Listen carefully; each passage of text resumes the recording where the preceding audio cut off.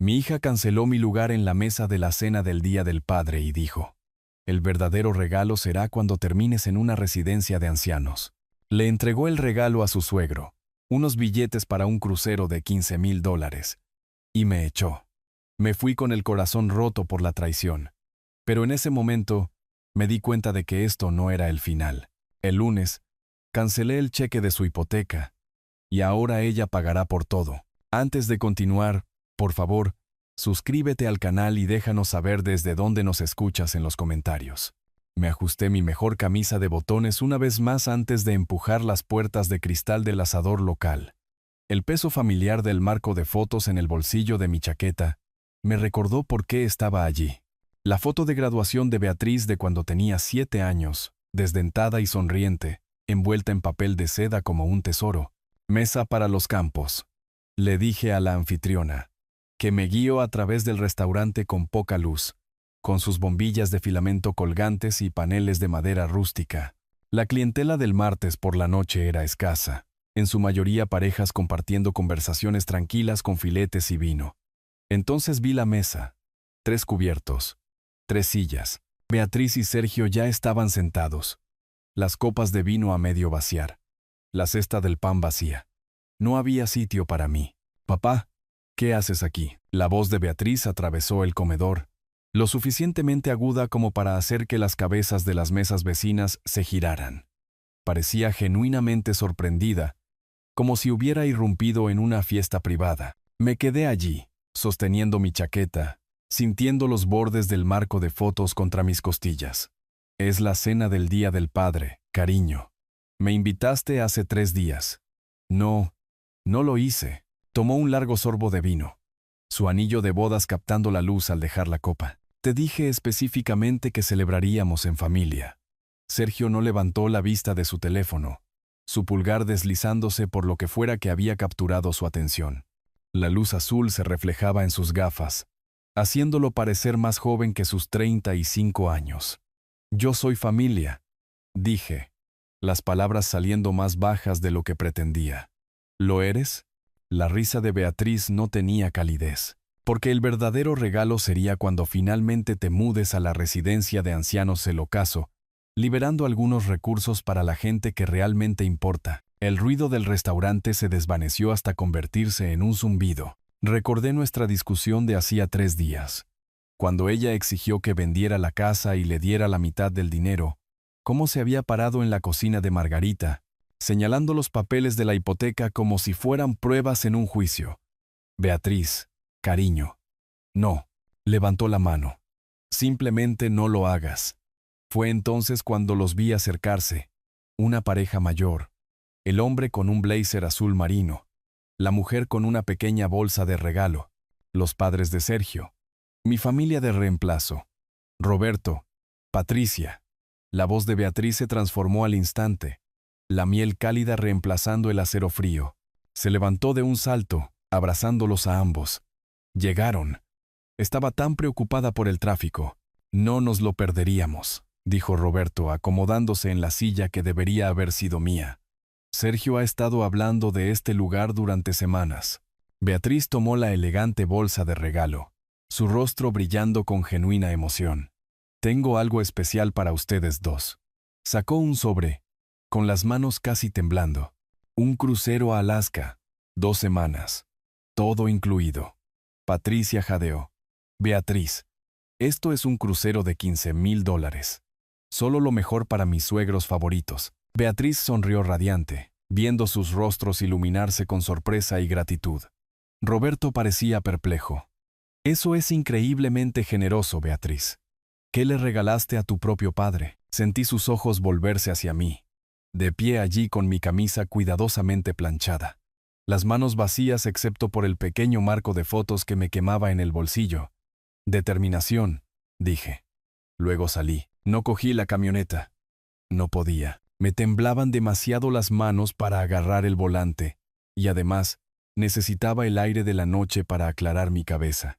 Las calles de la ciudad se extendían ante mí como un mapa de recuerdos, cada esquina guardando pedazos de la hija que creía conocer. El patio de recreo de la escuela primaria estaba vacío bajo las farolas. columpios de metal balanceándose en la brisa de la tarde. Me detuve en la valla, recordando cómo le había enseñado a Beatriz a impulsar sus piernas, a inclinarse hacia atrás y sentir el viento en su pelo. Tendría 6, quizás 7 años, gritando de alegría cada vez que subía más alto. «Empújame hasta la luna, papi. Empújame hasta la luna». Había trabajado turnos dobles ese verano, llegando a casa cubierto de polvo eléctrico y cortes de cables, pero siempre tenía energía para el patio de recreo. Margarita preparaba sándwiches y hacíamos un picnic familiar, extendiendo una vieja manta bajo el roble. 2 manzanas más abajo, la heladería donde habíamos celebrado cada boletín de notas, cada pequeña victoria. Beatriz tenía su sabor favorito, fresa con virutas de arcoíris, y siempre lo pedía con la misma expresión seria, como si estuviera llevando a cabo un negocio importante. «Una bola de fresa con virutas de arcoíris, por favor. Y asegúrese de poner virutas extra encima».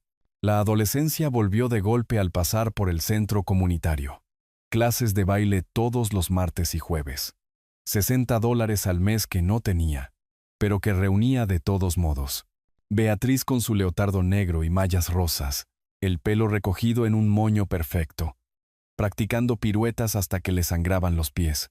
Había cogido un segundo trabajo esos años. Trabajos eléctricos de fin de semana para el hospital, solo para cubrir los gastos. Clases de baile, aparatos de ortodoncia, cursos de preparación para la universidad. Margarita me enseñaba los extractos bancarios, las líneas de preocupación surcando su frente. «Javier, no podemos seguir así. Nos las arreglaremos», decía yo, porque eso es lo que hacen los padres. Ella es nuestra inversión en el futuro. La carta de aceptación de la Universidad Estatal llegó un martes. Estaba recableando la casa de los Johnson cuando Margarita llamó, llorando de alegría. Lo celebramos con champán barato y sueños caros, ya planeando cómo pagar 4 años de educación. Segunda hipoteca sobre la casa. Vendiendo el anillo de bodas de Margarita para cubrir el primer semestre. Trabajando el día de Navidad por horas extras. Pero cada domingo, Beatriz llamaba, contándonos sobre sus clases, sus amigos, sus planes. «Papá, estoy aprendiendo mucho. Voy a tener éxito, justo como querías». La noche del diagnóstico de Margarita, Beatriz había conducido 4 horas desde la capital del estado, todavía con su ropa de trabajo, agarrando una bolsa de las galletas favoritas de Margarita de la panadería cerca del campus. Le había sostenido la mano a su madre durante la quimioterapia, organizado los horarios de los medicamentos, se había tomado tiempo libre del trabajo para las citas médicas. «Venceremos esto, mamá. Somos mujeres fuertes, ¿recuerdas? Pero al cáncer no le importa la fuerza». Hace 3 años, Margarita se fue una mañana de martes, con Beatriz y yo a cada lado de su cama de hospital. Mi hija lo había organizado todo. El funeral, las flores, la recepción en la iglesia. Parecía genuinamente rota, llorando lágrimas de verdad mientras bajábamos a Margarita a la tierra. «Papá, superaremos esto juntos. Mamá querría que nos mantuviéramos unidos».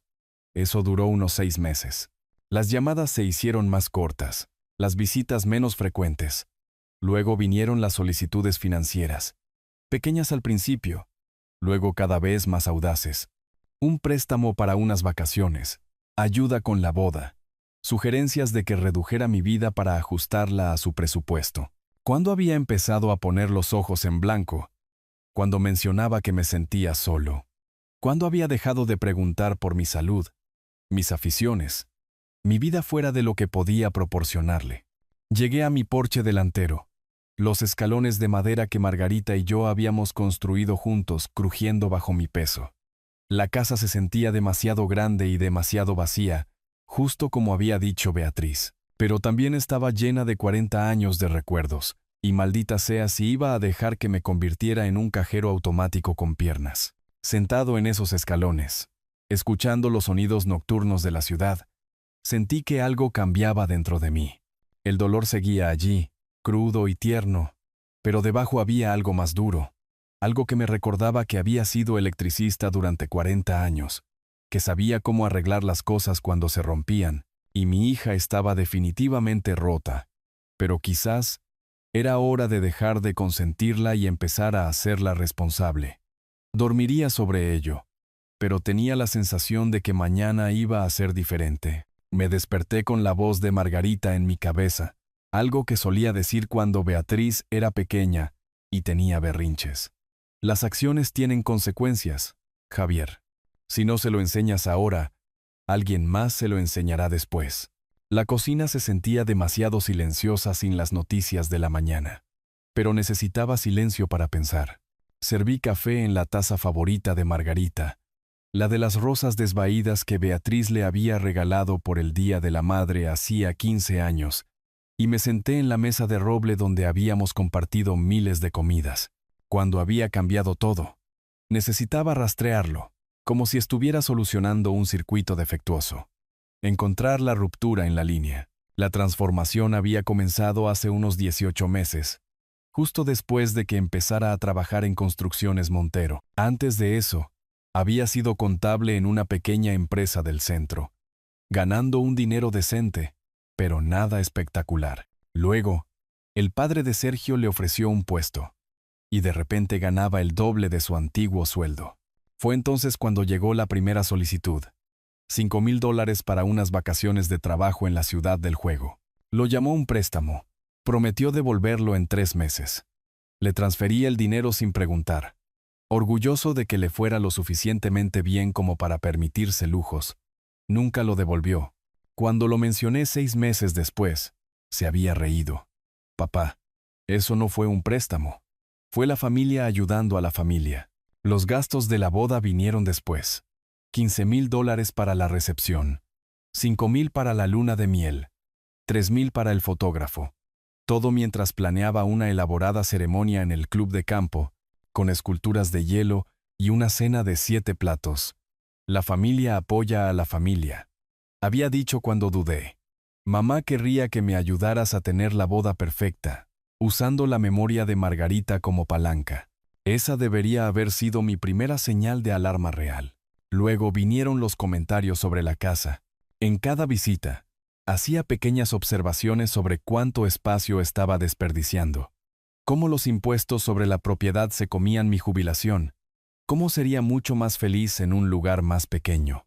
Piensa en todo el dinero que ahorrarías, papá. Podrías viajar, disfrutar de tus años dorados en lugar de estar atado a todo este mantenimiento. Pero yo había construido esta casa con mis propias manos. Margarita había elegido cada color de pintura, cada mueble.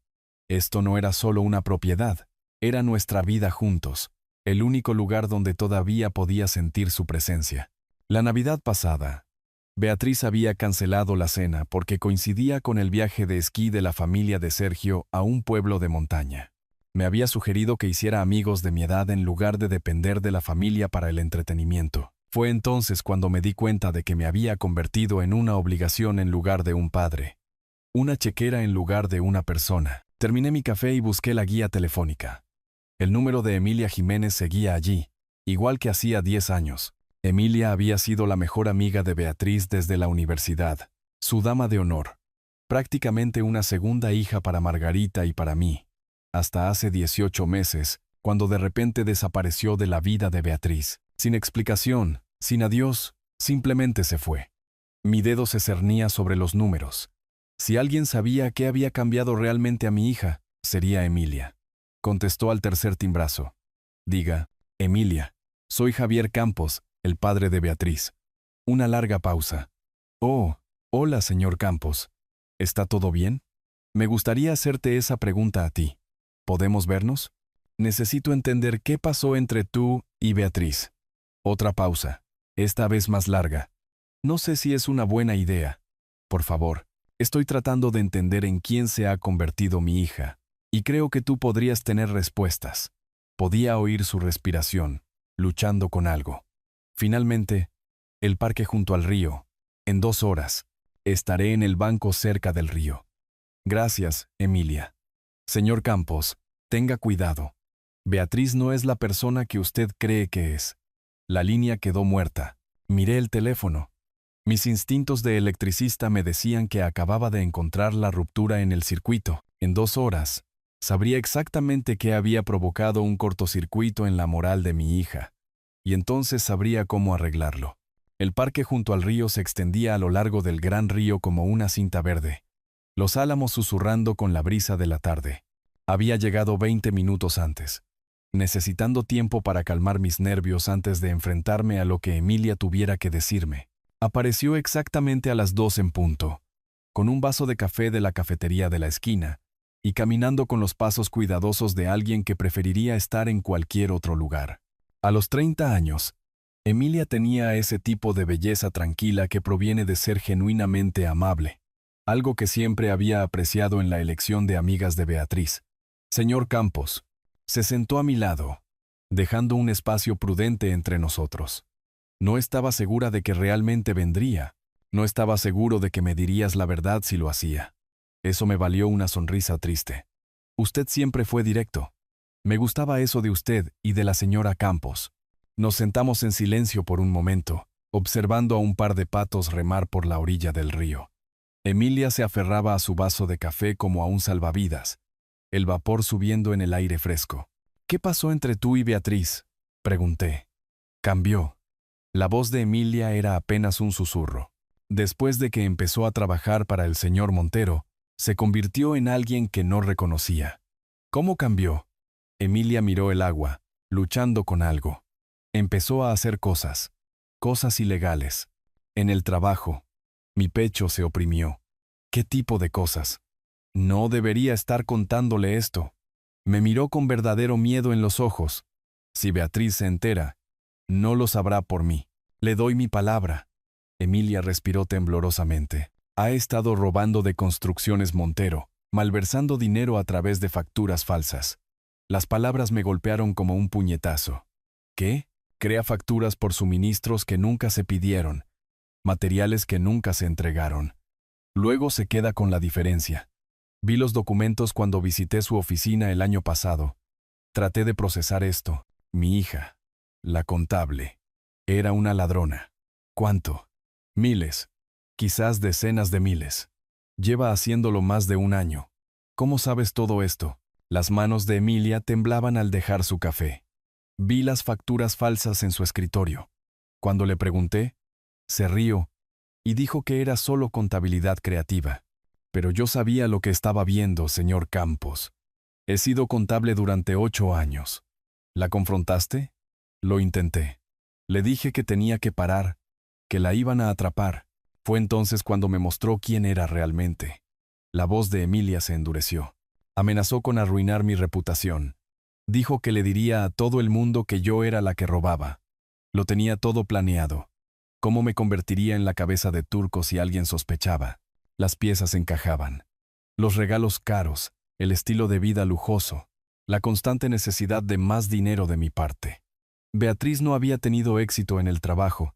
Había estado complementando sus ingresos con el robo. El viaje a la ciudad del juego, dije. Los gastos de la boda. Dinero robado. Todo. Emilia se secó los ojos. Traté de seguir siendo su amiga. Esperaba que entrara en razón. Pero solo empeoró. Se volvió más descarada. Empezó a comprar regalos caros para la familia de Sergio, tratando de comprar su amor con dinero que había robado. ¿Por qué no la denunciaste? Porque tenía miedo. La voz de Emilia se quebró. Beatriz puede ser vengativa, señor Campos. Sabe cosas de la gente. Lleva la cuenta de las debilidades. Me dijo exactamente cómo destruiría mi carrera, mi reputación. Y le creí. Pensé en la mujer que me había despreciado en el restaurante, que había sugerido que pertenecía a una residencia de ancianos. Esa mujer era capaz de cualquier cosa. Lo siento, continuó Emilia. Debería haber sido más valiente. Debería haberlo protegido a usted de ella. Te estabas protegiendo a ti misma. Eso es humano, pero ella lo ha estado usando a usted, señor Campos. Todos esos préstamos, todas esas solicitudes de dinero. Ha estado viviendo de su jubilación mientras robaba a su empleador.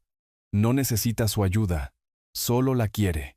Me levanté, necesitando moverme. La ira crecía dentro de mí, pero ahora era una ira fría, calculadora. Emilia, necesito que me prometas algo. ¿Qué? Si alguien pregunta, nunca tuvimos esta conversación. No quiero que Beatriz se vengue de ti. ¿Qué va a hacer? Miré el río. observándolo fluir constante y paciente hacia su destino. Le voy a enseñar a mi hija sobre las consecuencias. Emilia también se levantó, estudiando mi rostro. Señor Campos, tenga cuidado. Beatriz no es solo codiciosa. Es inteligente y es peligrosa cuando se siente amenazada. Yo también.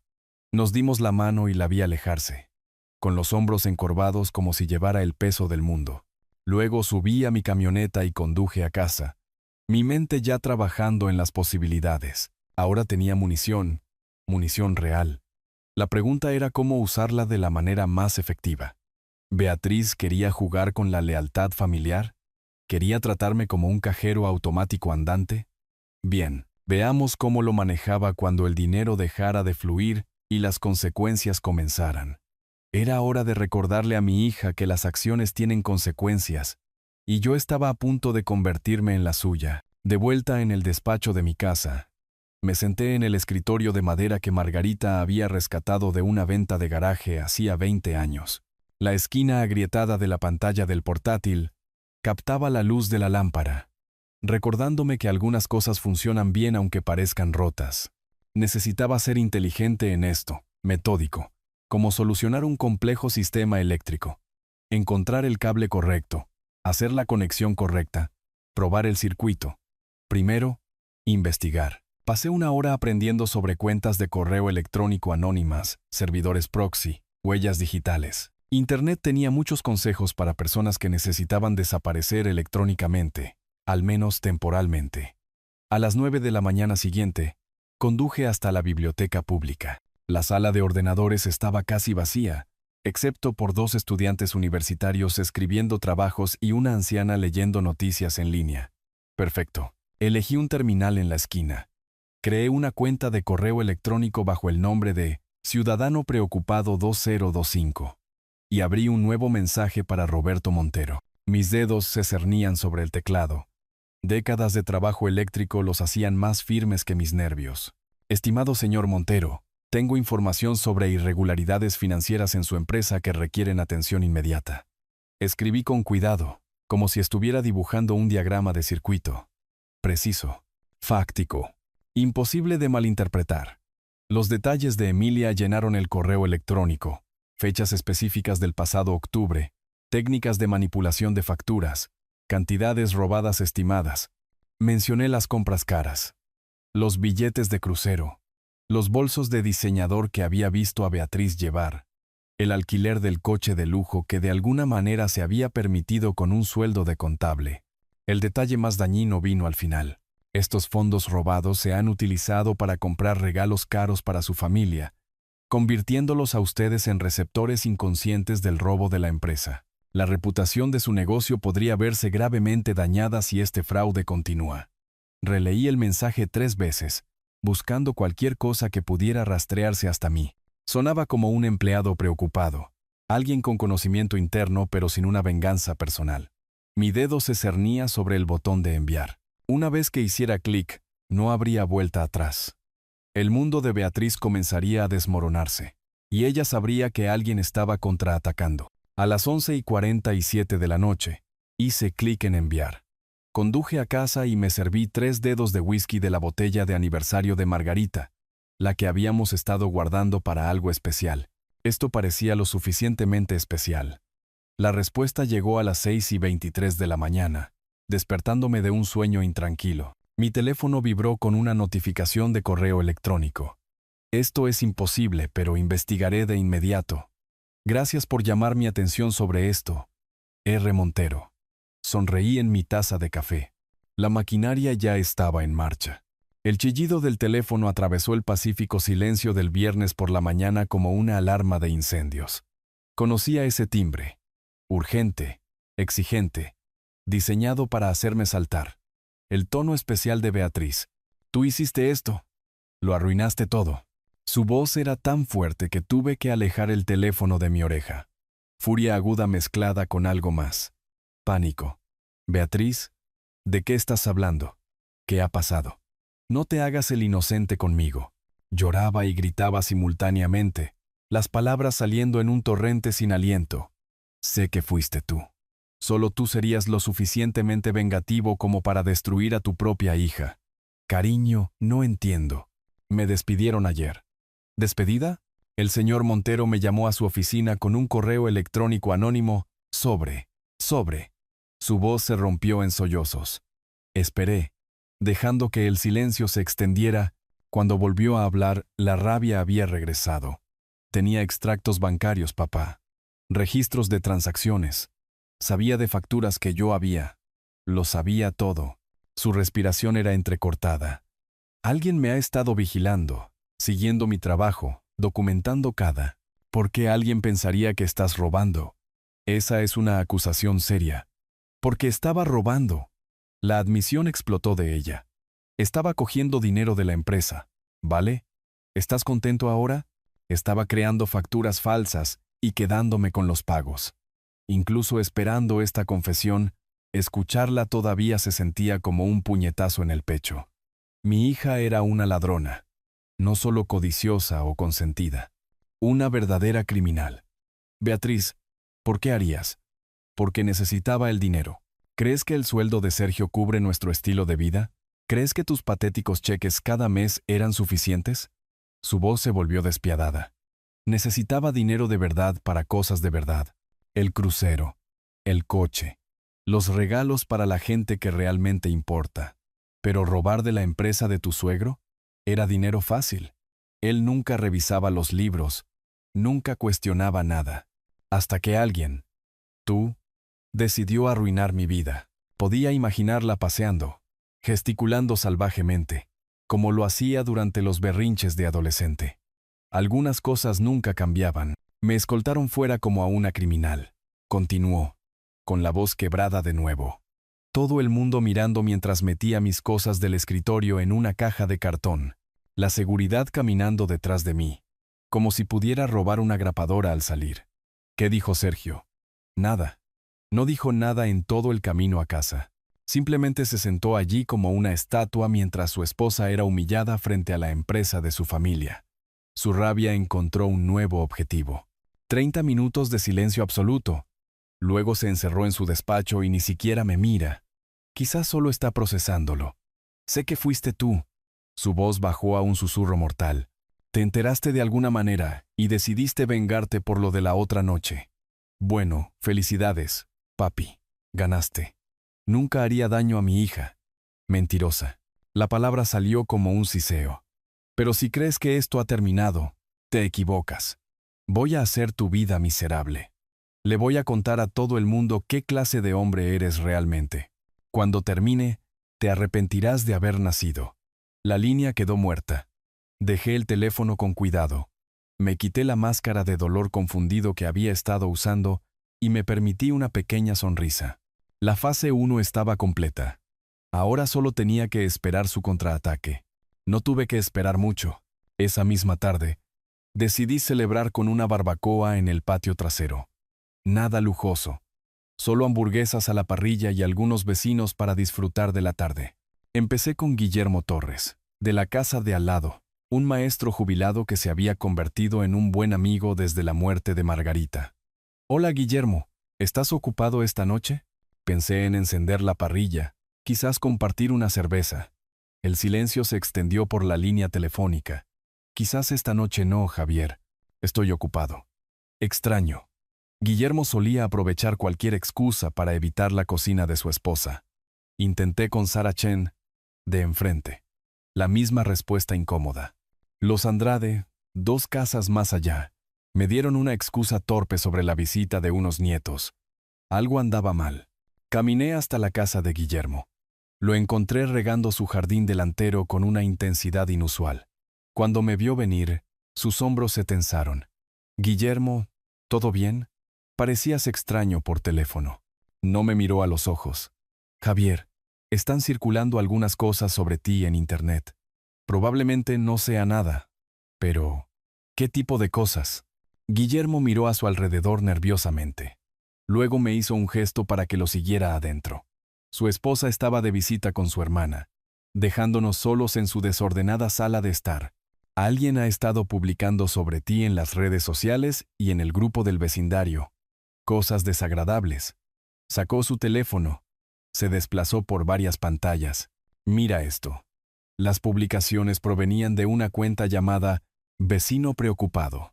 Obviamente falsa, pero diseñada para parecer local. Se me encogió el estómago al leer las acusaciones. Advertencia sobre un hombre peligroso en la calle de Los Pinos. Historial de comportamiento agresivo hacia las mujeres. Amenazó a su propia esposa antes de que muriera. Varias mujeres reportan comentarios inapropiados y comportamiento de acoso en los supermercados. Debe dinero a medio vecindario. Se ha observado un comportamiento preocupante cerca de los jóvenes. Cada mentira estaba cuidadosamente elaborada para destruir mi reputación sin ser lo suficientemente específica como para verificarla. Un clásico asesinato de reputación. No lo creí, dijo Guillermo rápidamente. Pero otros están hablando.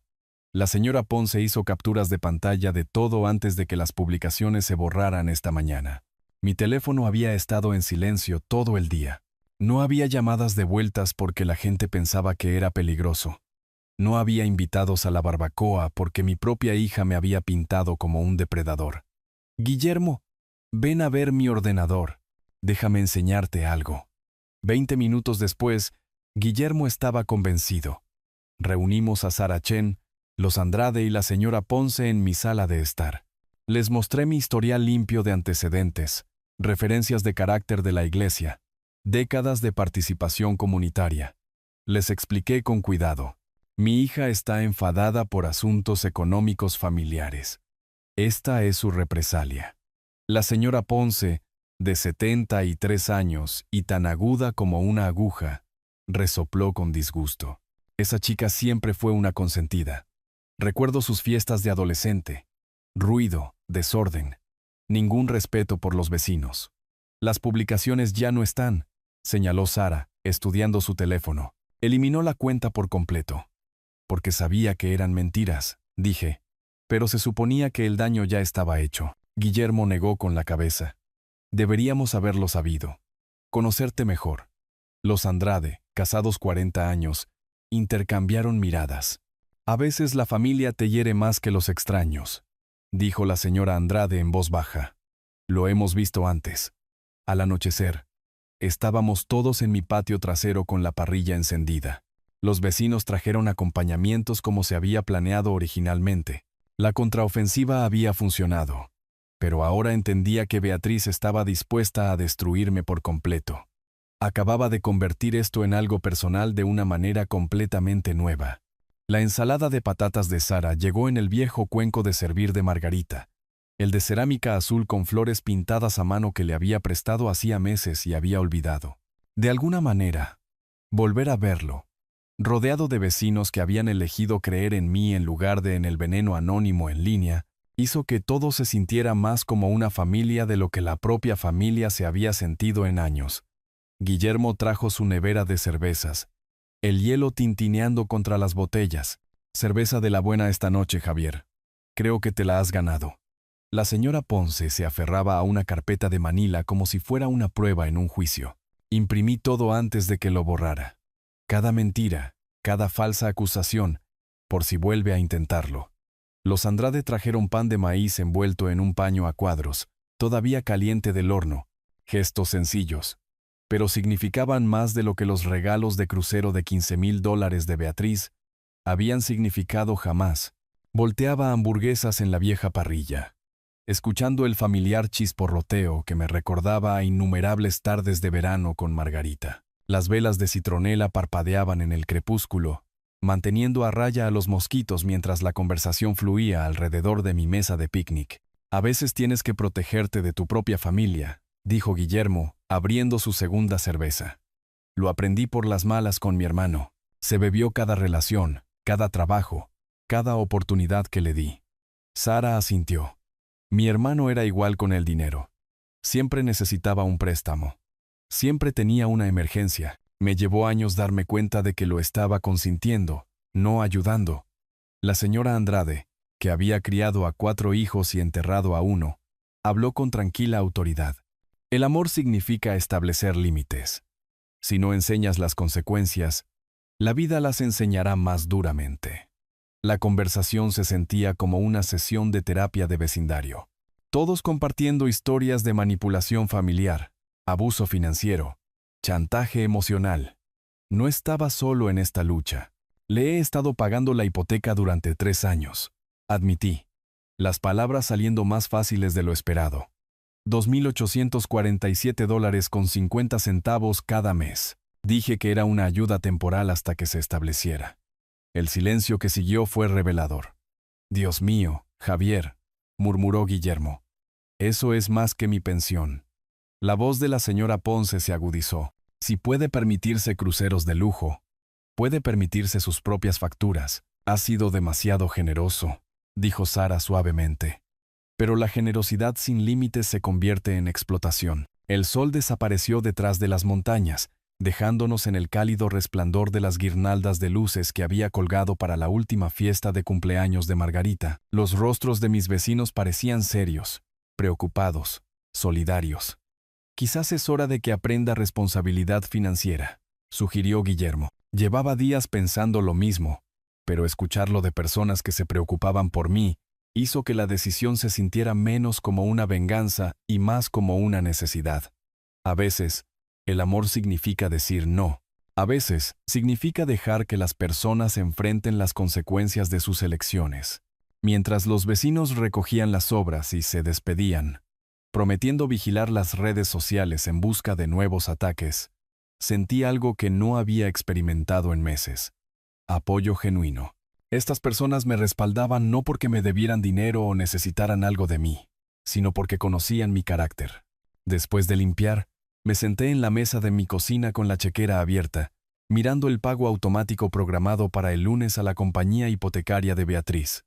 18 meses más de pagos por adelantado.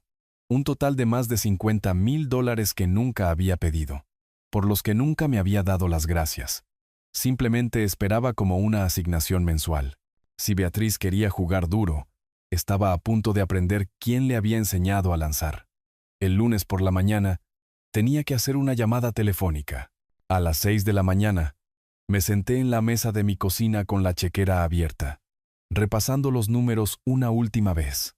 50 y $1,255.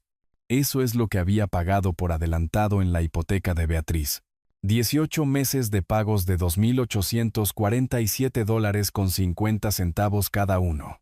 Dinero que podría haber sido mi seguridad, mi fondo de emergencia, mi libertad. En cambio, se había convertido en su expectativa. Llegué al banco principal 15 minutos antes de que abrieran, sentado en mi camioneta y viendo a los empleados abrir las puertas, encender las luces, prepararse para otro día de transacciones financieras. El estacionamiento parecía un campo de batalla, donde estaba a punto de disparar el tiro que se oiría en todo el mundo de mi hija. Jessica Martínez, la oficial de préstamos que había manejado mi cuenta durante 5 años, me reconoció de inmediato cuando entré por las puertas de cristal. «Señor Campos», puntual como siempre. «¿Viene a hacer su depósito habitual?» «En realidad, Jessica, necesito detener los pagos automáticos de la hipoteca Campos Montero». Sus dedos se detuvieron sobre el teclado. «¿Detener los pagos?» «Señor Campos, eso pondrá la cuenta en mora inmediata. Entiendo las consecuencias». La preocupación profesional de Jessica se activó. Abrió la cuenta. Estudió la pantalla con creciente alarma. «Ha estado al día durante 3 años. Pagó 18 meses por adelantado. ¿Está experimentando dificultades financieras?» «No, estoy experimentando claridad». El papeleo llevó 20 minutos. Jessica me advirtió 3 veces distintas sobre los plazos de ejecución hipotecaria, el daño al crédito, las posibles consecuencias legales. Cada advertencia se sintió como un permiso para proceder. «Señor Campos, esto podría afectar el crédito de su hija permanentemente. ¿Está absolutamente seguro?» Pensé en los billetes del crucero, los bolsos de diseñador, la humillación pública en el asador. Mi hija tomó su decisión. Ahora yo estoy tomando la mía. Caminando hacia mi camioneta, me sentí más ligero que en años.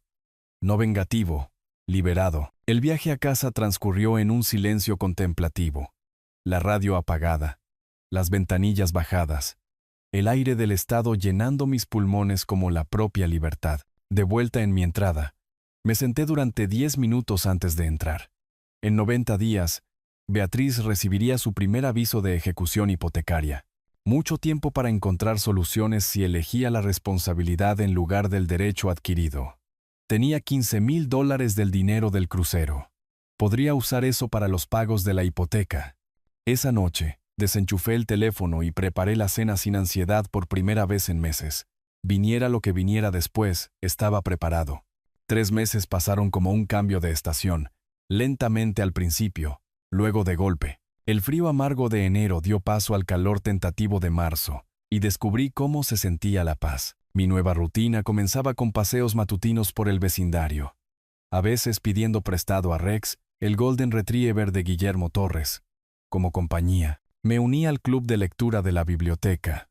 Ayudé a Sarah Chen a solucionar los problemas de su ordenador y tomaba café semanalmente con la señora Ponce, quien me mantenía al día de los chismes del vecindario con la eficiencia de un periódico de pueblo pequeño. Arreglé los escalones del porche que crujían y que habían molestado a Margarita durante años. Pinté la cocina de un amarillo alegre que ella siempre había querido y limpié el garaje hasta que pude aparcar la camioneta dentro. Proyectos sencillos, pero cada uno se sentía como recuperar pedazos de mi vida que habían estado secuestrados por el drama familiar. El 15 de abril me encontró de rodillas en el jardín de Margarita, plantando tomates en la rica tierra que ella había pasado años cultivando. El teléfono empezó a sonar a las 2:17 de la tarde. Podía oírlo a través de la ventana abierta de la cocina, pero me mantuve concentrado en las plántulas. Otro timbrazo, luego, otro. Al cuarto timbrazo, la curiosidad ganó. Me limpié la tierra de las manos con una toalla vieja y entré, comprobando el identificador de llamadas. Beatriz. Dejé que sonara 2 veces más antes de contestar. Diga, papá. Su voz sonaba diferente, más pequeña, rota. No entiendo qué ha pasado. El banco ha enviado un aviso. ¿Qué tipo de aviso? Aviso de ejecución hipotecaria. Las palabras salieron ahogadas por las lágrimas. Dice que los pagos se detuvieron en enero, pero tú has estado pagando. Siempre pagas. Me senté en la mesa de la cocina, todavía sosteniendo la toalla. ¿Has estado haciendo los pagos tú misma? No, pensé que te estabas encargando tú. Siempre te encargas. Su respiración era temblorosa, presa del pánico. Dicen que tenemos un atraso de $8,500. ¿Cómo es posible? El momento se sintió suspendido, como estar al borde de un acantilado antes de saltar. Dejé de hacer los pagos de tu hipoteca en enero. Silencio. Silencio completo y atónito. Luego, ¿qué tú qué? ¿Cómo pudiste hacernos esto? Decidí que ya eres lo suficientemente mayor para manejar tus propias responsabilidades. Pero no tenemos ese dinero. Su voz subió hacia la histeria. El plazo de ejecución hipotecaria es de solo 60 días. Papá, nos quitarán la casa. Eso es lo que pasa cuando no pagas tu hipoteca. Esto es por lo del restaurante, ¿verdad? La acusación se deslizó en su desesperación. Me estás castigando por una mala noche. Miré por la ventana de la cocina al jardín donde había estado plantando pacíficamente minutos antes. No estoy castigando a nadie, Beatriz. Simplemente ya no te estoy consintiendo. La línea quedó en silencio, excepto por su respiración entrecortada. Cuando volvió a hablar, su voz llevaba una nueva comprensión de cuán grave era el problema en el que se encontraba. Papá, su voz cambió, adquiriendo el tono meloso que recordaba de las negociaciones adolescentes. Sé que no he sido la hija que te merecías. Allá vamos. Me recosté en mi silla, reconociendo el movimiento inicial de un juego familiar. Estaba tan estresada por los problemas del trabajo esa noche. La pagué contigo injustamente. Nunca quise decir esas cosas sobre la residencia de ancianos. Lo sabes, ¿verdad? El mismo libro de jugadas que había usado a los 16 años cuando la pillaron escapándose. Reconocer mínimamente el error. Culpar a circunstancias externas. Prometer que no era real. Mamá querría que resolviéramos esto como familia. El nombre de Margarita golpeó como una bofetada. Pero lo esperaba. No metas a tu madre en esto. Pero ella lo haría. Siempre decía que la familia se mantiene unida en los momentos difíciles. Querría que me ayudaras a salvar nuestra casa. Tu madre también decía que las acciones tienen consecuencias. Pausa. Recalculando. Nueva estrategia. Te visitaré todas las semanas. Volveremos a tener cenas de domingo, como cuando mamá vivía. Te devolveré cada céntimo con intereses. Lo prometo. Promesas de alguien que acababa de admitir haber malversado miles de dólares. ¿Cómo me lo devolverás sin trabajo? El padre de Sergio me volverá a contratar cuando todo esto pase. Esas acusaciones eran solo rumores de un empleado descontento. Todavía no podía admitir que el robo era real, ni siquiera a sí misma. No tendremos a dónde ir, papá. ¿Quieres que tus nietos no tengan hogar? No tienes hijos, Beatriz. Estamos intentando. Queremos tener hijos, pero ¿cómo podemos formar una familia sin un hogar? Las mentiras se volvían más desesperadas, más elaboradas. Podía imaginarla paseando, gesticulando salvajemente, su cerebro girando a través de escenarios cada vez más improbables. Si no me ayudas, no me volverás a ver. ¿Es eso lo que quieres? ¿Perder a tu única hija para siempre? De todos modos, no te he visto en 3 meses. Eso la detuvo en seco. Cuando volvió a hablar, las lágrimas reales reemplazaron a las fabricadas. Venderé los billetes del crucero. Son $15,000. Usaré cada céntimo para la hipoteca. Deberías haber pensado en eso antes de reservar el crucero. Por favor. La palabra salió como un lamento. Te lo ruego. Soy tu única hija. Me levanté. Caminé hacia la ventana de la cocina. Miré el jardín donde había estado trabajando pacíficamente antes de que esta llamada destrozara mi tarde. Mi hija murió el día que eligió el dinero por encima de la familia. Papá, no, por favor, no. Colgué. Desenchufé inmediatamente el teléfono de la pared. El silencio que siguió se sintió como una bendición. Caminando hacia la estufa, puse la tetera para el té. Mis manos estaban firmes. Mi conciencia estaba tranquila. Después de 40 años de matrimonio y 32 años de paternidad, finalmente había aprendido la diferencia entre el amor y el consentimiento. 6 meses después, en mi 65º cumpleaños, me senté en el porche delantero con el café de la mañana y el periódico local. El aire de septiembre traía indicios de otoño, las hojas apenas comenzando su transformación anual de verde a dorado. Un pequeño titular en la sección local llamó mi atención. El aumento de las ejecuciones hipotecarias afecta a las familias locales. El artículo mencionaba varias propiedades, incluida la residencia Campos Montero en la calle de los Arces. Solo una línea en la historia de otra persona sobre dificultades económicas, pero confirmaba lo que la señora Ponce ya me había dicho a través de su red de vigilancia vecinal. Beatriz y Sergio se habían mudado a finales de agosto, cargando un camión de mudanzas con los muebles que cabían, sin rescate dramático, sin intervención familiar de última hora, sin aprobación de modificación de préstamo. Solo las consecuencias naturales de las elecciones que finalmente los alcanzaron. Ahora vivían en un pequeño apartamento al otro lado de la ciudad. Beatriz trabajaba en un gran almacén. Sergio había encontrado trabajo de construcción a tiempo parcial, con un equipo que no era propiedad de su padre. Roberto Montero se había mantenido a distancia después de que la investigación por malversación confirmara cada detalle de mi correo electrónico anónimo.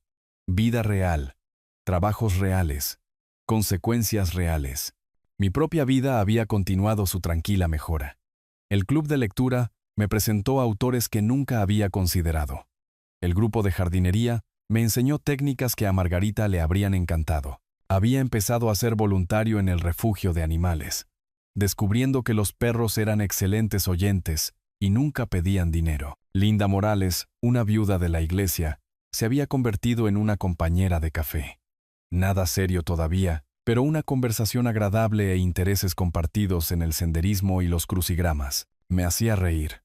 Y había olvidado lo bien que se sentía eso. Había perdido 15 libras. Mi presión arterial había mejorado y dormía toda la noche sin sueños de ansiedad sobre las finanzas familiares. La cuenta de ahorros que había estado desangrando dinero para el estilo de vida de Beatriz estaba creciendo de nuevo, proporcionando seguridad real en lugar de una falsa culpa. Guillermo Torres salió de su casa de al lado, con una taza de café en la mano. Buenos días, Javier. Feliz cumpleaños, viejo. Gracias, Guillermo. Cuesta creer que ya son 65. Hiciste lo correcto, ¿sabes? El amor duro funciona. La señora Ponce apareció desde el otro lado de la calle con su característica franqueza. Esa chica necesitaba aprender que la vida no es gratis. La salvaste de sí misma, aunque sea demasiado terca para verlo todavía. Esta tarde, enseñaría habilidades eléctricas básicas a adolescentes en el centro comunitario. Chicos que querían aprender oficios, ganarse la vida honestamente, construir algo con sus manos. Esta noche, varios vecinos se unirían a mí para la cena de cumpleaños. Comida sencilla compartida con personas que valoraban mi compañía en lugar de mi chequera. Mirando el jardín que Margarita había empezado y yo había continuado, sentí su aprobación como el sol de la mañana. Ella habría apoyado mi decisión, entendido la necesidad de dejar que nuestra hija se enfrentara a la realidad. El teléfono sonó dentro, el teléfono fijo que había vuelto a conectar el mes pasado cuando las llamadas empezaron a llegar de fuentes positivas. La biblioteca, coordinadores de voluntarios, amigos haciendo planes. No me levanté de un salto para contestar. En estos días, el teléfono traía conexión en lugar de crisis, y podía esperar hasta que terminara de apreciar esta perfecta mañana de septiembre. Algunos regalos tardan en desenvolverse, pero siempre vale la pena esperar por la justicia. Levanté mi taza de café en un brindis silencioso a la memoria de Margarita y a mi propia paz ganada con tanto esfuerzo. Después de todos estos años, finalmente había aprendido que el amor a veces significa dejar que la gente fracase.